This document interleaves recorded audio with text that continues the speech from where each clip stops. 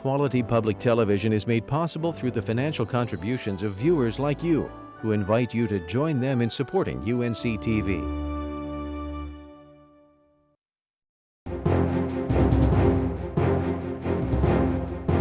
Unemployment benefits changes are coming to North Carolina. Eminent Domain legislation clears the House again, but will the Senate pick it up in 2013?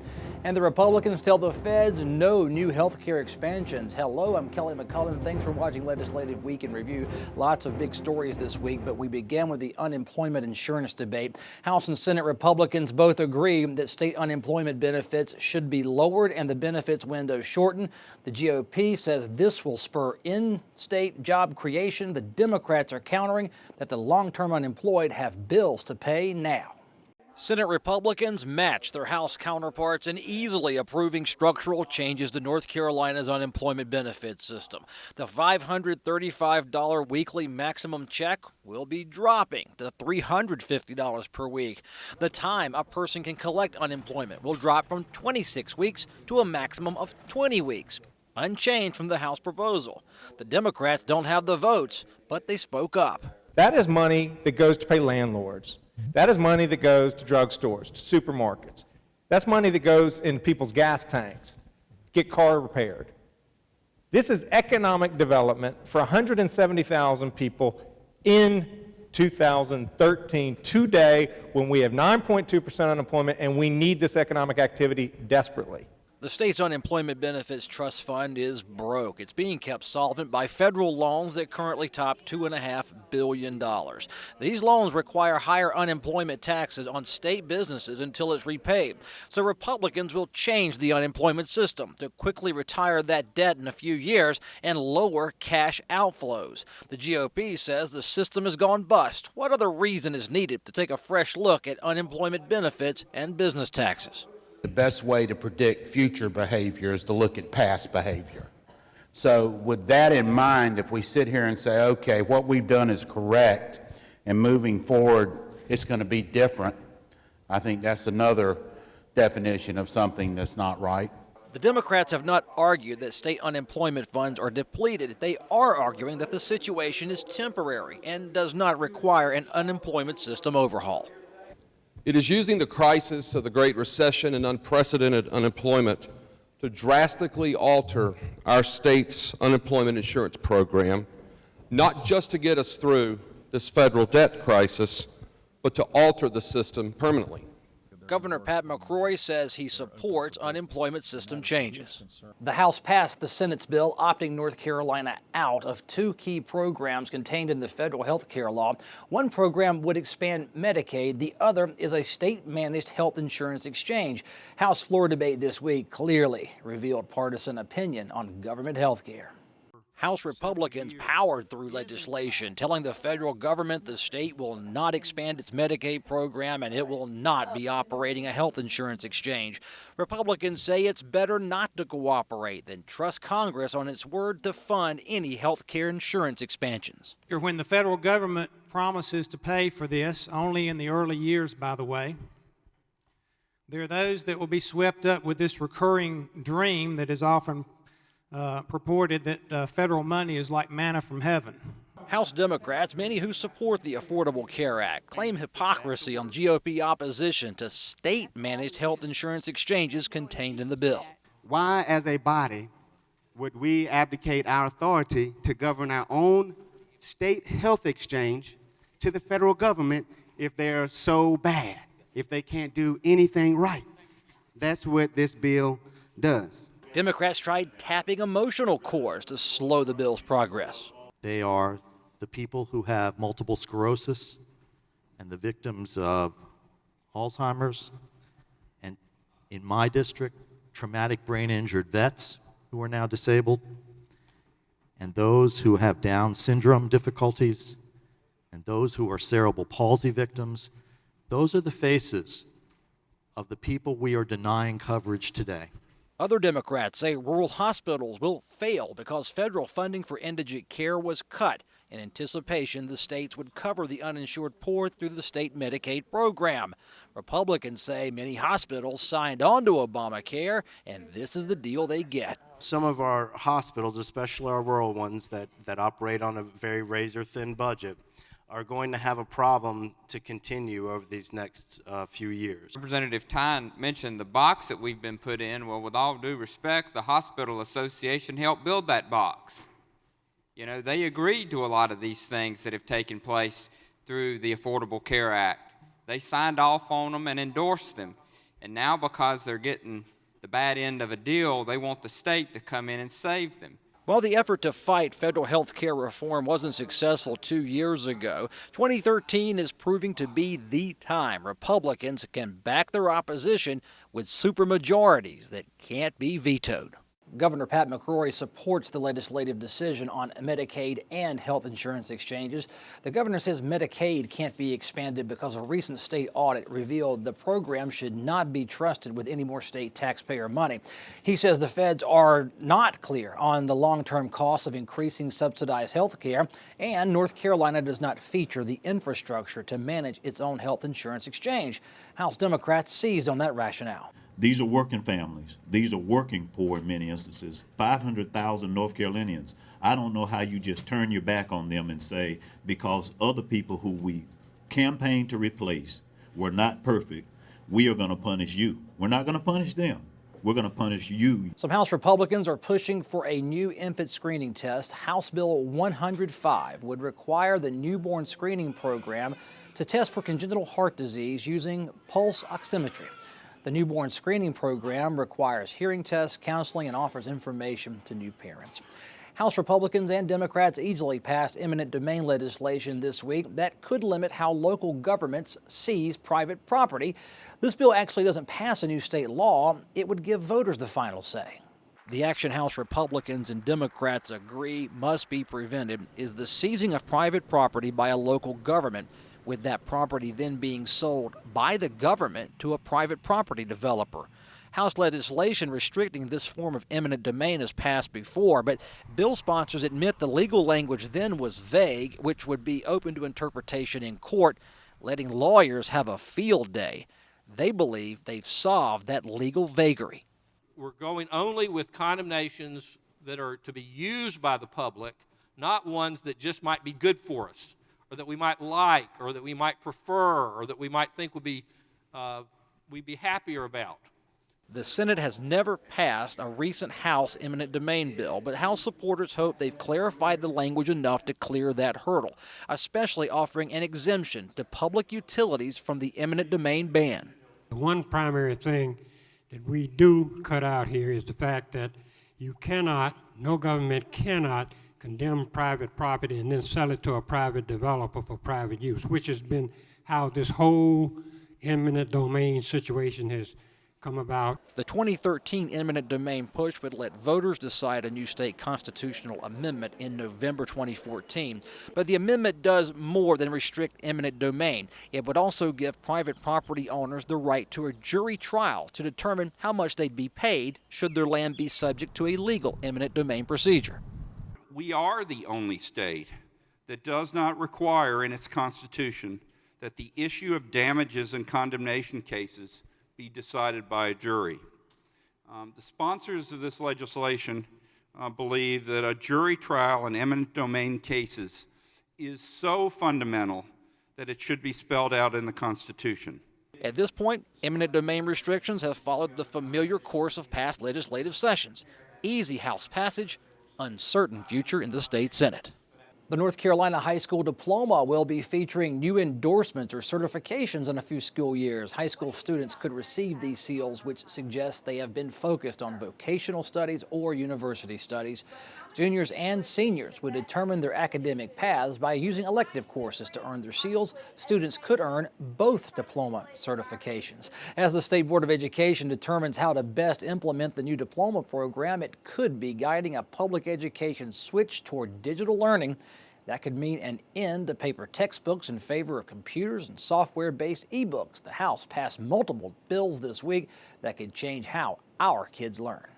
A trio of House bills could shift North Carolina's public education system towards a digital learning environment, and it would happen as soon as the end of this decade. If approved, the state would measure broadband internet availability to schools across the state and then shift away from hard paper books and pencils towards computers, tablets, and other technologies. The State Board of Education would be charged with creating new digital teaching standards. Technology is advancing at such a rapid pace, and the fact is that prices are coming down. There's ways to save money moving from textbooks to digital education, and then you add into the interactiveness of digital education.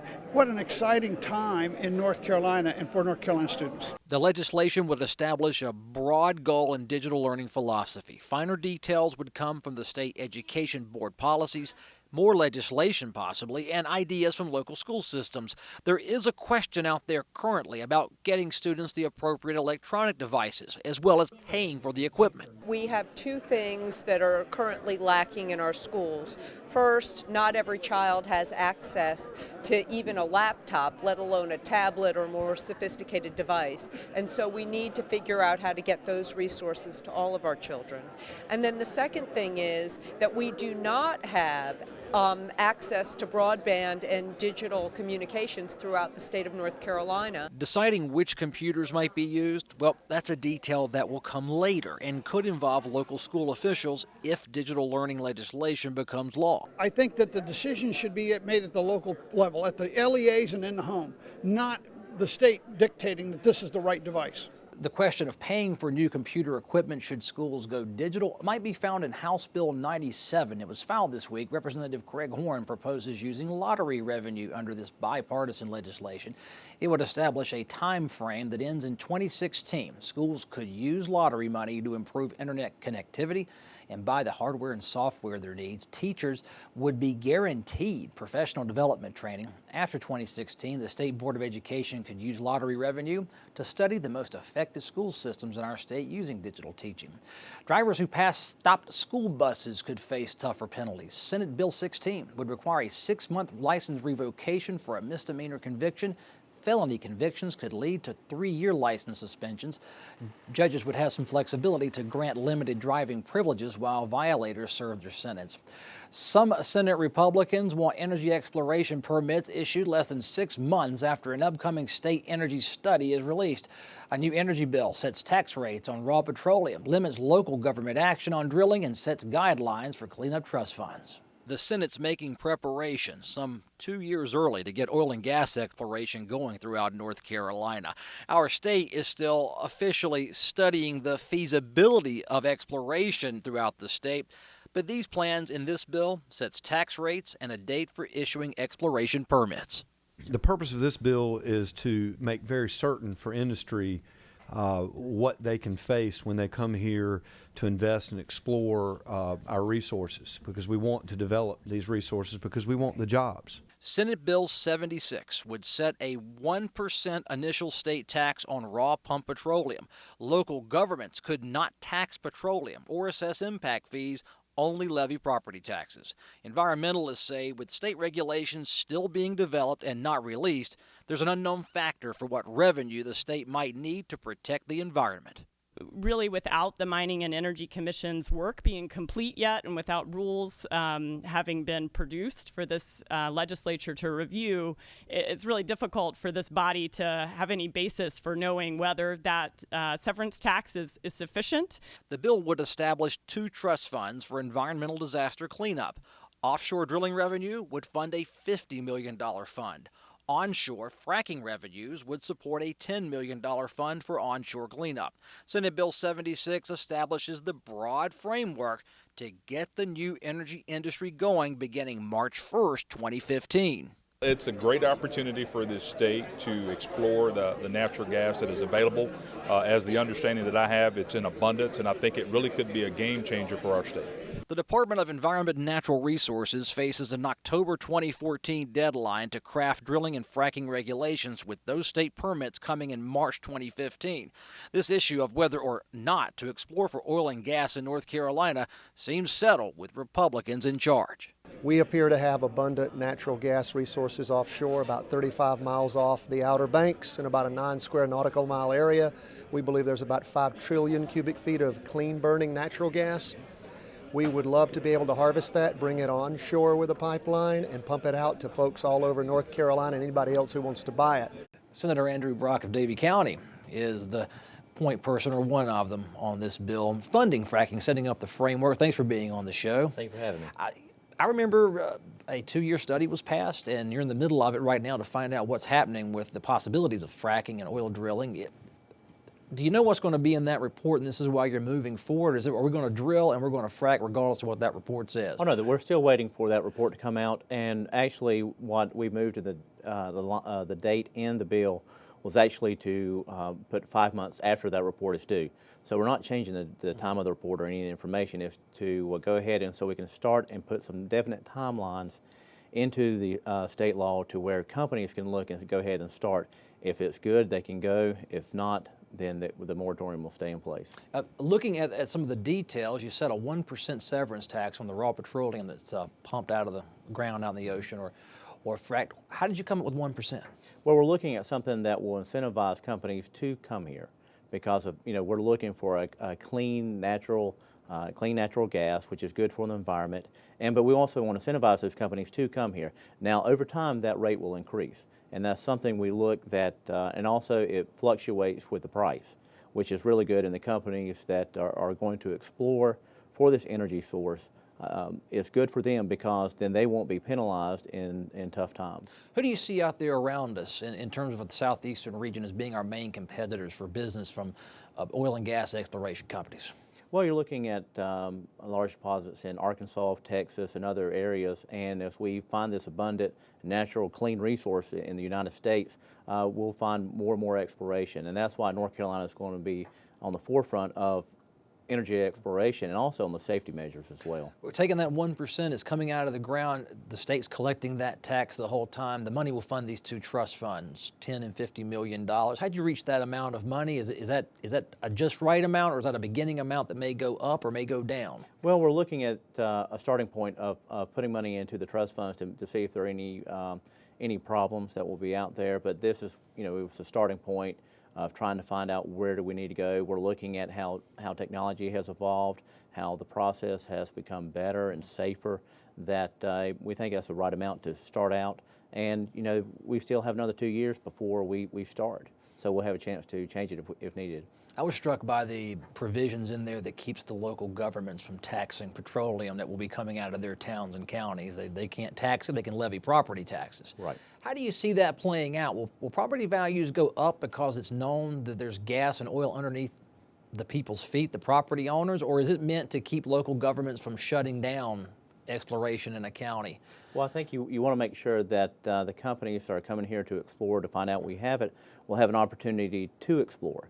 And for not so much to shut down, but also don't make it put the companies and the property owners at disadvantage of exploring for natural gas. And also with the other surrounding property owners, if they still can raise property taxes, you'll see a decrease in property taxes. Yeah, I wanted to clarify that. There was a fear that local governments could raise taxes or impact fees that would prevent the exploration, and I guess in violation of what the state policy would be. Right, state statute impact fees are illegal. Have you been tipped off that this would happen, or is this just a preventative maintenance measure to get the oil and gas industry underway in North Carolina? Well, talking with the companies that want to come here, they want all the safety measures in place. They don't want to run into any trouble. They don't want to run into any parts of the law that safety is not covered, because the worst thing for them is to run into a problem.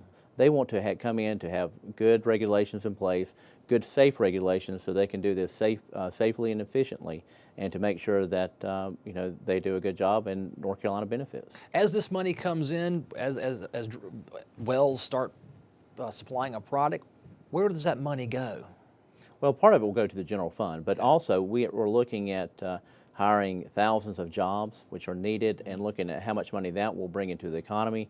You're looking at one factor of being offshore that could bring in over $600 million and about 7,000 jobs. it's a huge economic impact into the not only to the communities but for the entire state as well. Yeah, Senator Tom Goolsbee told me in the story that there's 5 trillion cubic feet in one area out in the Outer Banks. How long would it take to pump 5 trillion cubic feet? Do you have any idea? Well, we're looking at the estimates are anywhere between 5 and 15 trillion.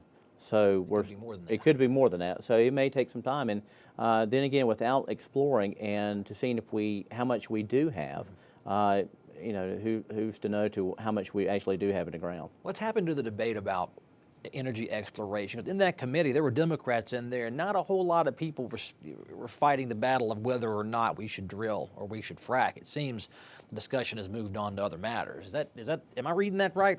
Well, I think the questions, and it was in Finance Committee, they were looking at the money side of the issue, and we know that there is money behind it, money that will. The money that will come into the economy, money that will be created from jobs, things that will spur economic growth in North Carolina. It would cut our unemployment rate down. They know the benefits behind it. And Republicans and people that are unaffiliated out there know the benefits behind it as well. And I think when you're looking at the issues and knowing that we have the safeguards and measures in it to make sure we produce a safe, clean source of energy, I think it's some of the old arguments that were made years ago are no longer viable. Senator Andrew Brock, Davie County, thank you, sir, for being on the show. Thank you very much. Governor Pat McCrory has joined with South Carolina and Virginia's governors seeking federal cooperation on offshore energy exploration. In a letter written to U.S. Interior Secretary-designate Sally Jewell, reads in part, quote, "It's estimated that energy production from the Atlantic OCS Outer Continental Shelf could create more than 140,000 new jobs within the next 20 years, and we hope you will ensure that the administration is a partner with the states on this issue," end quote. The Senate Judiciary Committee approves legislation offering more transparency when homes are foreclosed. This bill would require a timely filing of a notice of foreclosure within 60 days of any deed or mortgage being foreclosed. There are foreclosures where homes are sold at auction and the new buyer, often a bank, will not sign the deed. It creates an ownership limbo for neighborhoods and HOAs. This bill would apply to foreclosures occurring after October 1st, 2013. A unanimous House approves tougher sanctions on funeral protesters. State law currently prevents funeral disruptions, but this legislation would require protesters to stay 500 feet from a funeral, memorial service, or other procession. Our first offense would be a misdemeanor with felony charges applying to multiple funeral disruptions. The vote was 118-0. A Senate Judiciary Committee is considering whether gun permit holder information should be publicly accessible. It's a debate that's flared in North Carolina in the last few years and most recently up in the northeastern U.S. Some people think gun permit information belongs in the public domain, that it's the public's right to have access to it. That's how state law currently reads. But there are other people, like Davidson County Senator Stan Bingham, who believe releasing information on permit holders and pistol purchase permits puts legal gun owners at risk. This, in fact, would prevent someone from making aware of someone who has a large collection of handguns and or any types of guns, because more than likely if they've got several handguns, they're also going to have long guns. Attorneys representing media outlets and Senate Democrats want more facts proving that publicly viewable gun permit information leads to crimes against gun owners, as well as showing which homes may not possess gun protection. This would be another secrecy bill that's in need of some real evidence, some real justification before we go and throw the public's right to know out the window. Senator Stan Bingham says gun collecting, if it's legal, should be private, and gun owners left undisturbed from prying eyes, public postings of their personal information, and anyone wishing to use public information for criminal purposes. It's personal information. It'd be like if I was if I collected gold coins. I wouldn't want to put it in the paper that I got $1 million in gold coins in my house and say where that would be. The House voted this week to essentially protect a North Carolina New Year's Eve festival. House Bill 66 would modify the policy for issuing captive animal permits. It would allow the temporary capture of a wild animal as long as animal cruelty laws are followed and that animal is safely released. This could benefit the possum drop in Brasstown, North Carolina. A judge stopped the lowering of a live possum on New Year's Eve as part of that celebration. This amendment allows a licensed sportsman to hold captive a wild animal, and as it's pretty simple, for display in annual, seasonal, or cultural events, and for that wild animal to be released at or near where it was captured. Second part actually gives a venue in case there's some inhumane treatment of the animal, for a civil venue to be tried or adjudicated in the county of which it occurred in Superior Court. The People for the Ethical Treatment of Animals had sued to prevent the capture and dropping of that possum. UNC-TV will be airing Governor Pat McCrory's State of the State address live this coming Monday night, February 18th at 7 p.m. The Democratic Party response will air moments after the governor's speech. That's Monday at 7 p.m. here on UNC-TV. Visit our show online this weekend. We're always around. Our blog is up and running, unctv.org/legweek. Legislative Week in Review is always on Facebook at facebook.com/legweek. And we tweet all week, every day, at Leg Week in Review. Send us an email if that's your wish. We read every email message sent to legweek@unctv.org. Thank you so much for watching.